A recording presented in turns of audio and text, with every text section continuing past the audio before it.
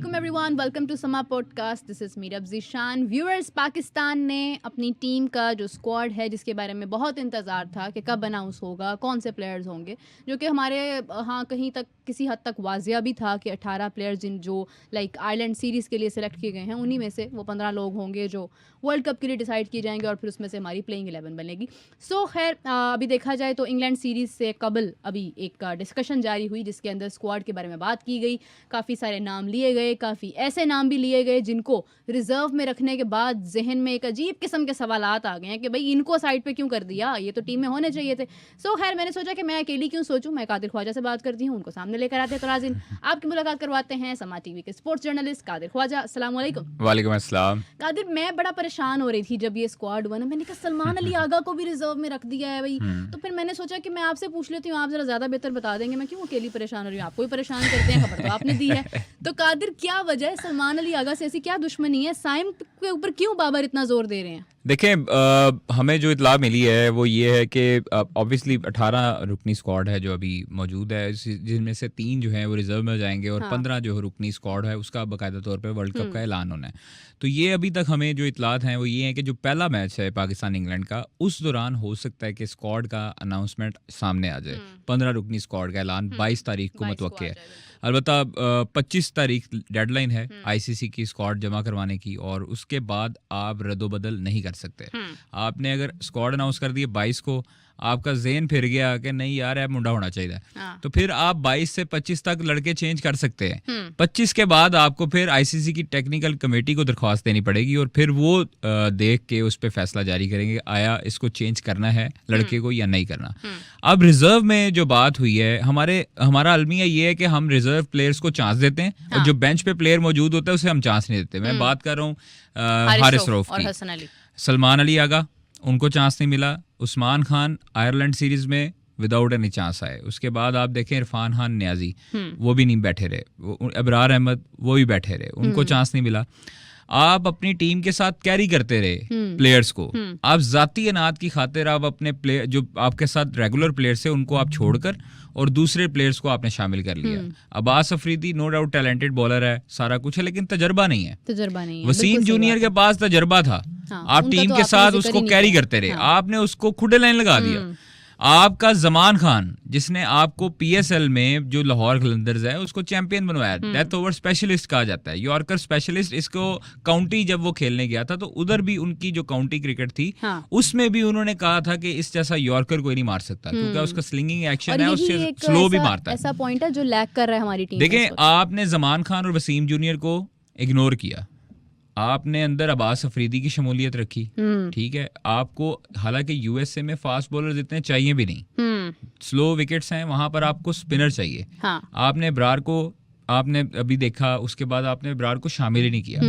आप क्या जस्टिफाई करेंगे कि आपने इब्रार अहमद को शामिल करना है या स्क्वाड में बाहर निकालना है या रिजर्व में रखना है? उसामा मीर आपने बाहर रख दिया, आहिस्ता आहिस्ता करके आपने बाहर निकाल दिया. आपने मेहरान मुमताज एक लड़का है जिसने परफॉर्मेंसेस दी हैं, आपने मेहरान मुमताज को शामिल ही नहीं किया. आप कम अज कम उसको शामिल करते, आप न्यूजीलैंड में उसको शामिल कर लेते, उसको चांस देते, चांस नहीं दिया. फिर उसके बाद आप देखें आयरलैंड सीरीज है, इंग्लैंड सीरीज है, ये बेहतरीन मौका था. अगर आपने उन प्लेयर्स को जिन प्लेयर्स को आपने आजमाया हुआ है उनको रेस्ट करवाते ताकि आगे इंजरीज ना होती. आप देखें हमारे मुतअद्दिद जो खिलाड़ी थे वो इस तरह ही बड़े टूर्नामेंट से पहले एशिया कप में आप देख लें इंजरीज हुई. पीएसएल में हारिस रऊफ इंजर्ड हो गए. अलबत्ता हारिस रऊफ जो है मुकम्मल फिट है. लोगों के जो ख्यालात आ रहे हैं ना कि हारिस रऊफ की जगह हसन अली खेला है तो वो इंजर्ड है, कोई ऐसी बात नहीं. तो फिर वो क्यों नहीं खेले हैं? सर ये मैनेजमेंट से पूछना चाहिए ना. मैनेजमेंट जो है वो उनकी मर्जी है. वो बादशाह कहा यह जा रहा है कि हारिस रऊफ को इसलिए भी नहीं खिलाया जा रहा कि हारिस रऊफ जो है उनको रेस्ट करवाया जाए, ये ना हो. नहीं, मुझे तो लगता है कि वो उनके ज़हन में ये लोगों के आ रहा है कि जी वो बिग बैश, ऐसी कोई बात नहीं है. मैनेजमेंट और हारिस रऊफ का मैनेजमेंट से कोई फटा नहीं है ना, मैनेजमेंट का हारिस रऊफ से फटा है. बस सिलेक्शन में थोड़ी सी आ जाती है ऊंच नीच, वो कप्तान का इशू है, हेड कोच का इशू है. अलबत्ता ऐसा उनके दरमियान सब कुछ क्लियर है और सब कुछ अच्छा है, तो वो इस वक्त स्क्वाड के साथ. कप्तान और हेड कोच का क्या इशू है? नहीं, कप्तान और हेड कोच का कोई इशू नहीं है. मैं कह रहा हूँ कि सब कुछ ओके है. अच्छा, फिर लेकिन उसमें जो आपके बेंच पे प्लेयर हैं वो उन्होंने जी हसन अली को शामिल कर लिया. थोड़ा सा देखे, आप अपनी चीजों से मुकरे ना. आपने इधर जब लाहौर में थे प्रेस कॉन्फ्रेंसेस की अजहर महमूद ने भी, हसन अली हमारे रिजर्व प्लेयर हैं। हाँ। हसन अली को स्क्वाड में आपको रखना चाहिए था अगर आपने तजर्बाकार बॉलर चाहिए। उसने इंडिया में भी परफॉर्मेंस दी। आपके 2023 के वर्ल्ड कप में इंडिया में सब बॉलर्स को कुटाई हो रही थी। हसन अली जो थे वो बचाते थे, विकेट्स भी लेते थे अर्ली ओवर्स में। आपके पास न्यू बॉल का बॉलर ही कोई नहीं था फास्ट बॉलर में। शाहीन थे और उसके बाद हसन अली थे। कादिर हसन अली उस सिचुएशन में थे कि जब हमारे टॉप प्लेयर्स बिल्कुल ही परफॉर्म नहीं कर रहे नहीं था ना कुछ, लेकिन हम उनको ये नहीं कह सकते हैं कि वो वाकई बहुत अच्छा परफॉर्म कर रहे हैं। अच्छी ये ऐसी बात ये तो आप बाबर वाली बात कर रहे हैं। वो ऐसा एक मैं आपको उस इंसान की बताऊं, वो कभी अपने ऊपर तनकीद जो है वो हावी नहीं होने देता। नहीं, वो तो अपने आप को बेहतर करने वो अपने आप को बेहतर करने की कोशिश करता है। वो एक दफा टीम से बाहर हुआ, टीम से बाहर होकर उसने डोमेस्टिक खेला। ये बेस्ट वे है अपने आप को मनवाने का, और उसमें आके उसने विकेट्स ली हसन अली ने और दोबारा स्क्वाड में आया।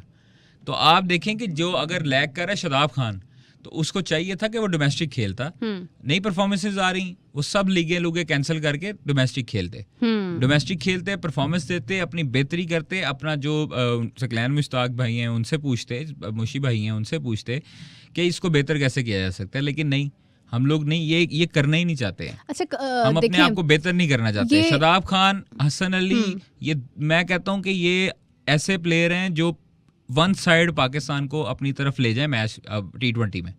मैं आपको सही कह रहा हूँ।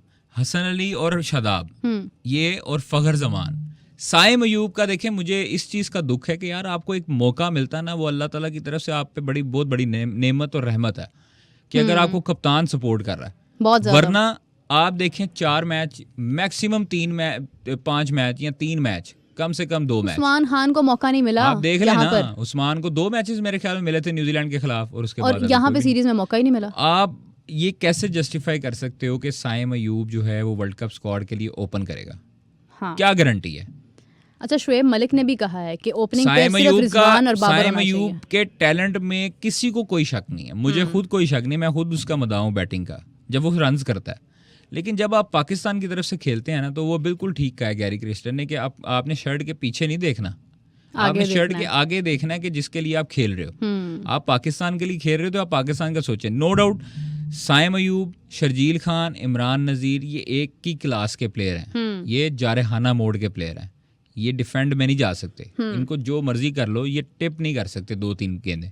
इनका अटैकिंग मोड की तरफ जाना ही इनका प्लस पॉइंट और पॉजिटिव है। अलबत्ता हाँ एग्जैक्टली, आप देखें, आप किसी भी प्लेयर को उठा के देख लें जो ओपन खेलता है, इंग्लैंड के देख लें, इंडिया के देख लें, रोहित शर्मा को अटैक करता है। लेकिन कादिर तजर्बा है उनका, तजर्बा इसी तरह तजर्बा आएगा बीरब। अब हम जो है वो समझते हैं कि 1-2 प्लेयर का मैच, अब वो उसकी उम्र देख लें, उसका तजर्बा। अब हाँ, उसके साथ ज्यादती ये हुई है कि वो अर्ली स्टेजेस में टीम के साथ आ गया। हाँ, उसको थोड़ा सा डोमेस्टिक खेलने देते, थोड़ा सा रगड़े खाता, slow and steady wins the race. उसको थोड़ी सी उम्र गुजरती 3-4 साल मजीद, हाँ। तो फिर वो टीम में आता तो पॉलिश हुआ होता। मुतअद्दिद ऐसे लोग आए हैं जिनको 1-2 मैचेस मिले हैं और वो रफू चक्कर हो गए। अच्छा, क्या वजह क्या है कि बाबर जो है वो इतना ज्यादा साइम को सपोर्ट कर रहे हैं कि जब सिलेक्शन कमेटी के भी कुछ लोगों का इसके ऊपर इत्तेफाक नहीं था। बाबर ने अभी भी जो सिलेक्शन कमेटी की मीटिंग्स हुई हैं 2-3 दिन चली हैं, तो उसमें भी थोड़ा सा ना इश्यूज क्रिएट मतलब बताए गए हैं, डिस्कस किए गए हैं कि साइम जो है उसकी परफॉर्मेंस अच्छी नहीं है। साइम का नाम भी रिजर्व के लिए आया था, लेकिन बाबर जो हैं उन्होंने डिफेंड किया। उन्होंने कहा कि साइम जो है वो बेहतरीन परफॉर्मर है और बेहतरीन प्लेयर है।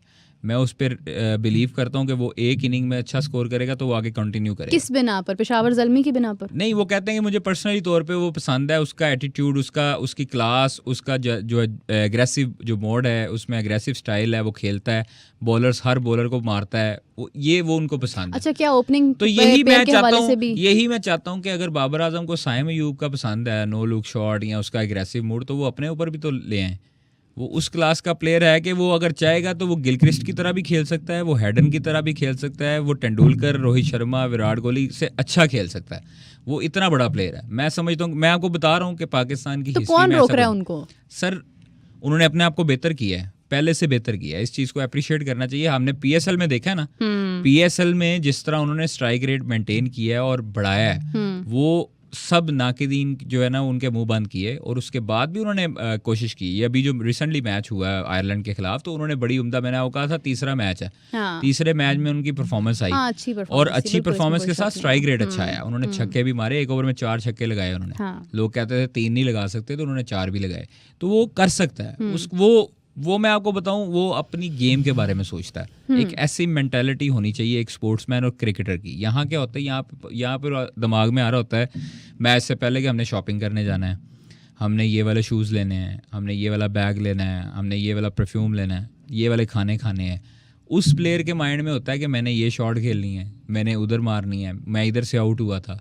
या बाबर के बारे में कह रहे हैं कि बाबर जो है ऐसे बाबर आजम नहीं ना बना। बाबर आजम को हमने देखा है वो स्ट्रगल करते हुए, और वो उसको पता है कि वो कैसे और किस तरह इम्प्रूवमेंट ला सकता है। उसने बहुत इम्प्रूव किया है। आप 2019 के वर्ल्ड कप में देख लें उसकी बैटिंग, उसके बाद आप 2024 में उसकी बैटिंग उठा के देख लें, जो स्टाइल, जो उसने चीज़ें, PSL में मुझे उम्मीद नहीं थी कि वो इस तरह की शॉटें भी क्रिएट करेगा और मारेगा। जो उसने लॉन्ग ऑन पे भी मारी, उसने स्क्वायर लेग पे भी मारी, उसने थर्ड मैन पे भी मारी, और उल्टी फुल्टी शॉटें, मतलब ये वाला तजर्बा करने चाहिए। डाइवर्सिटी तो जरूरी है, ये करने चाहिए। आजकल की क्रिकेट में मेरे उस लड़के को पसंद किया जाता है, खिलाड़ी को, कि जो इस तरह की जो है ना वो नई टेक्निक करे, नई शॉट मारे। नो लुक क्यों इतनी फेमस हुई? नो लुक बाकी भी मारते हैं, वेस्ट इंडीज के प्लेयर भी हैं। चार्ल्स जो है वो, उसको मैंने देखा, वो भी नो लुक मारता है। CPL में मुतअद्दिद प्लेयर नो लुक मारते हैं, लेकिन जो साइम की हुई वो क्यों हुई कि पाकिस्तान में आज से पहले किसी ने नो लुक मारी नहीं।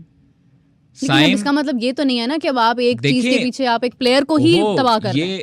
ये चीज नहीं है। देखिए, मैं समझता हूँ कि पहले तो उसके साथ ज्यादती की उसको अर्ली स्टेजेस में लाया गया, और फिर इतनी तनकीद, और तनकीद किस पे हो रही है? साइम पे नहीं हो रही, तनकीद हो रही है कप्तान पे और मैनेजमेंट पे, कि जो उनको मौके दे रहे हैं। मौका दें, अच्छी बात है। मैं कहता हूँ कि इस तरह का मौका सबको देना चाहिए। हाँ। अगर आपने साइम के साथ ये म्यार रख लिया, अगर आपने आजम खान को ये फिटनेस का म्यार रख लिया, तो फिर आप फिटनेस का म्यार बाकियों के लिए भी सेम करें। आप ये ना करें कि फिर आप जो है ना फ़खर जमान से उम्मीद कर रहे हैं कि उनकी बॉडी जो है वो बिल्कुल स्लिम स्मार्ट हो, उनके रिफ्लेक्सेस अच्छे हों। आप रिजवान से ये उम्मीद ना रखें कि वो अपनी डाइट जो है वो कंट्रोल करें या वो अपनी रनिंग करें। वो जिस तरह फिर रख रहे हैं, फिर आपका भी नहीं। अच्छा, आपको याद